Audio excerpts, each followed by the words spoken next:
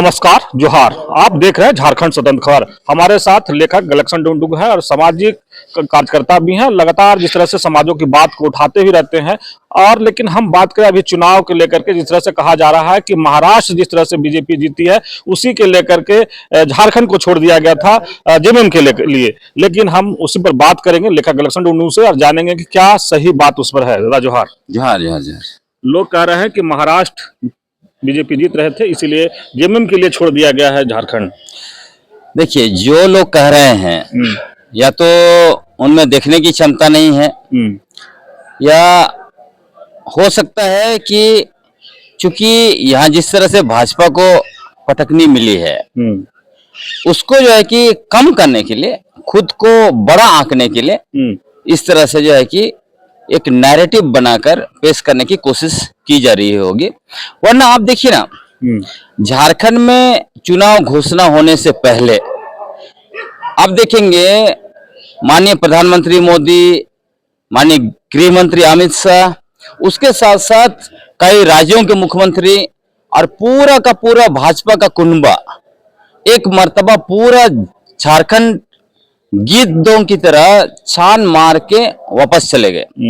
जब उनको लगा कि अभी शायद सही समय होगा, अभी चुनाव कराने से कुछ हासिल हो सकता है, क्योंकि उनको पता था कि जिस तरह से मैया सम्मान योजना को 1000 से बढ़ाकर 2500 करने का जो निर्णय ले लिया था कैबिनेट ने, उसे उनको लगा था यदि दिसंबर में चुनाव होता है तब, अब सोचिए, सिंपल सा लॉजिक है, महिलाओं के खाते में 2500 रुपया आ गया, उसके बाद वो वोट देने जा रही हैं, किसको वोट देंगी?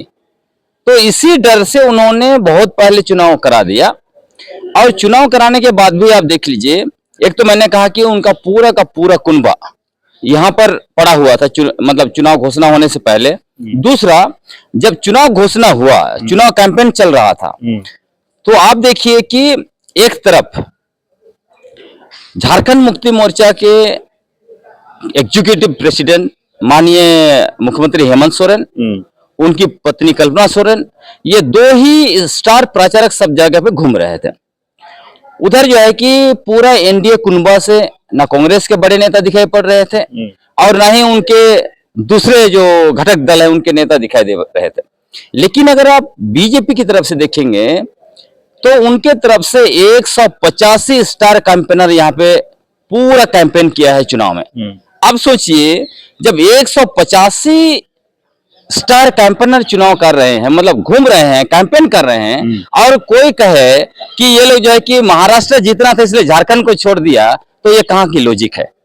ये बिल्कुल भी इलॉजिकल बात है। लेकिन दादा, ये कौन बना रहे हैं माहौल कि महाराष्ट्र को जीतना था इसलिए झारखंड को छोड़ दिया जेएमएम के लिए? कौन बना रहे हैं ये, और क्यों बना रहे हैं? देखिए, ये जो स्वर्ण तबका है ना, स्वर्ण तबका अपने आप को हमेशा श्रेष्ठ और अपने आप को शक्तिशाली, अपने आप को सबसे ऊपर रखने के लिए वो इस तरह से शुरू से ही नैरेटिव बनाता रहा है। आपको याद होगा, जब ये आर्य लोग यूरेशिया से यहाँ आए तब उनकी भिड़ंत किससे हुई? 4000 साल पहले जब आए यहाँ से घोड़ों से, तो यहाँ पे आदिवासी रहते थे, आदिवासियों से उनकी भिड़ंत हुई। जब फॉर एग्जाम्पल ये महिषासुर कहाँ से आए? महिषासुर जो है बंगाल इलाका में जो एक जगह है जहां पर वहां के राजा हुआ करते थे। जब उनसे लड़ नहीं पाए तो उन्होंने क्या कहा, ये जो है कि असुर है, ये राक्षस है, दानव है। भील वगैरह उसी तरह लंबे चौड़े दिखते थे, उनको सबको आदिवासियों को दानव घोषित किया। तो ये खासकर आर्यों का षड्यंत्र, और आर्य जो है उनके वंशज कौन है? सवर्ण समुदाय। तो वो जो है कि इसी तरह का नैरेटिव बनाते हैं, और उनके पास स्वर्ण मीडिया है, जिसको हम लोग ऐसे कहा जाता है कि लोकतंत्र का चौथा स्तंभ है। वो स्तंभ कुछ नहीं है, ये स्वर्णों का एक बहुत बड़ा हथियार है, जिसके द्वारा ये लोग नैरेटिव फिक्स करते हैं और दलित, आदिवासी और ओबीसी को मानसिक रूप से गुलाम बनाकर कभी कहते हैं कि तुम्हारा धर्म खतरे में है। भाई, तुमने उसको मंदिर घुसने नहीं दिया तो उसका धर्म खतरे में कैसे हो गया? लेकिन उसको मानसिक गुलाम बना के जो है कि उनका वोट हासिल करते हैं और वो जो है कि सत्ता में जाते हैं, क्योंकि उनको पता है कि जिस दिन देश के ओबीसी को पता चले जाएगा कि हमारी जनसंख्या 52% है और हमको जो है कि हक 27 का मिल रहा है, बाकी सारा हक स्वर्ण खा रहा है, दलित आदिवासी को आरक्षण है लेकिन उनका भी कहीं ना कहीं फर्जी सर्टिफिकेट बना के कहीं कुछ करके उनका भी हकमारी कर रहे हैं। तो दलित, आदिवासी और ओबीसी उनका हकमारी जिस तरह से स्वर्ण कर रहे हैं, दिमाग ना खुल जाए बोल के ये धर्म का कार्ड और ये सब नैरेटिव बनाते रहते हैं। और ये खासकर चूंकि देखिए, एक आदिवासी मुख्यमंत्री और दोनों को अगर जोड़ेंगे, कल्पना सोरेन और महिलाओं को भी ये लोग स्वर्ण क्या मानते हैं? उनको तो कुछ मानते नहीं है, इंसान ही आधा इंसान मानते हैं। तो एक आदिवासी जिसको उन्होंने असुर, दानव और जो शैतान घोषित करके रखा है, और एक महिला, उनके द्वारा ये पूरा कुनबा को चुनौती मिलेगा, उससे फेंका गए। उनका पिछले बार 25 सीट था, अभी 21 पर आ गया, क्या उसको बर्दाश्त कर पाएंगे? तो इसीलिए उनके पास मीडिया है, सोशल मीडिया है, उनके पास जो भी इंटेलेक्चुअल है, उनके द्वारा एक नैरेटिव बना के यह दिखाने की कोशिश की जा रही है कि कल्पना सोरेन में कोई जो है कि क्षमता नहीं है, हेमंत सोरेन कोई चमत्कार नहीं कर दिया, हमें उनको दे दिया। तो ये नैरेटिव वो बनाने की कोशिश कर रहे हैं, लेकिन ये कुछ होने वाला नहीं। लेकिन दादा, जिस तरह से देखा जाए झारखंड में, अगर आदिवासियों की बात करें तो बीजेपी को नकार दिया, तो नकारने के बाद ये माहौल जिस तरह से आप बोले कि लोग गढ़ रहे हैं, तो क्या लगता है यही बात है? हाँ बिल्कुल वही है। लेकिन अभी जिस तरह से 2-3 दिन पहले आपने देखा, मैं माननीय मुख्यमंत्री ने मुझे बुलाया था, हमारे टीम को बुलाया था, जिस तरह से उनसे बातचीत हुई है, मुझे लग रहा है कि वो निश्चित रूप से एग्रेसिव पॉलिटिक्स खेलने वाले हैं। और इनका कुनबा यहाँ सिर्फ नहीं, असम में भी उजड़ने जा रहा है और दूसरे राज्यों में भी उजड़ने जा रहा है। तो आज तक हम देख रहे थे कि माननीय हेमंत सोरेन झारखंड तक ही अपने आप को सीमित करके रखे थे। अब यहाँ के बाद, यहाँ जो उनको जिस तरह से जीत मिली है, उसके बाद वो अपना पैर जो है उड़ीसा में भी फैलाने वाले हैं, असम में भी और दूसरे पड़ोसी राज्यों में भी। तो इसी डर से जो है इस तरह से नैरेटिव बना रहे हैं, जो फ्यूज, देखिए ऑलरेडी जब बॉल फ्यूज हो चुका है, और अब मैंने पहले भी कहा है कि जो नैरेटिव बना है आदिवासियों के बीच में बीजेपी को लेकर, कि बीजेपी आदिवासी विरोधी पार्टी है, वो आदिवासियों को धर्म के नाम पर, सरनाईसाई के नाम पर आपस में लड़वाती है, उसके बाद उनका वोट लेकर सत्ता में बैठती है, और सत्ता में बैठने के बाद उनका ही जल जंगल जमीन को पूंजीपतियों को देती है। अडानी उसका सबसे बड़ा उदाहरण है गोड्डा में। जब आदिवासी महिलाएं अधिकारियों का पैर पड़ रही थी कि हमारा जमीन छोड़ दो, हमारा जो धान का फसल लहलहा रहा है उसको छोड़ दो, उसको नहीं सुना। अभी बोलता है हम जो है कि बेटी माटी रोटी की रक्षा करेंगे। असम में, जब असम बोलते मणिपुर में आदिवासी बेटी बहनों को नंगा घुमाया गया, बलात्कार किया गया, एक बेटी को जिंदा जलाया गया, तब ये लोग बेटी बचाने वाले कहाँ थे? असम में आदिवासी 150 साल से वहां रह रहे हैं। 2016 में वादा किया था बीजेपी ने कि हम एसटी का स्टेटस देंगे, 21 में फिर सत्ता में आए, आज तक एसटी का स्टेटस क्यों नहीं दिया? हिमंत बिश्व शर्मा आके यहाँ बहुत हमारे लिए प्रेम दिखाते हैं। तो अभी संघियों को, भाजपाइयों को बढ़िया पटकनी दिया है माननीय हेमंत सोरेन और कल्पना सोरेन जी ने। इसी का दर्द बर्दाश्त नहीं कर पा रहे हैं, इसलिए कह रहे हैं कि हमने जो है कि महाराष्ट्र के वास्ते इसको छोड़ दिया।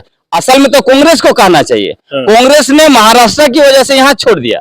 यहाँ देखिए ना, प्रियंका गांधी आई और ना कोई बड़े नेता आए, मान लीजिए राहुल गांधी आए थे, एक आध बार आए, खड़गे जी एक बार आए, तो असल में तो कांग्रेस ने छोड़ दिया था झारखंड को। लेकिन असम का बात किए हैं, तो जिस तरह से बीजेपी बोरो प्लेयर लोग कह रहे हैं कि हेमंत बिश्व शर्मा को लाया गया था, तो कहा अब हेमंत सोरेन जो उन्हीं के भाषा में वहां जवाब देने वाले हैं।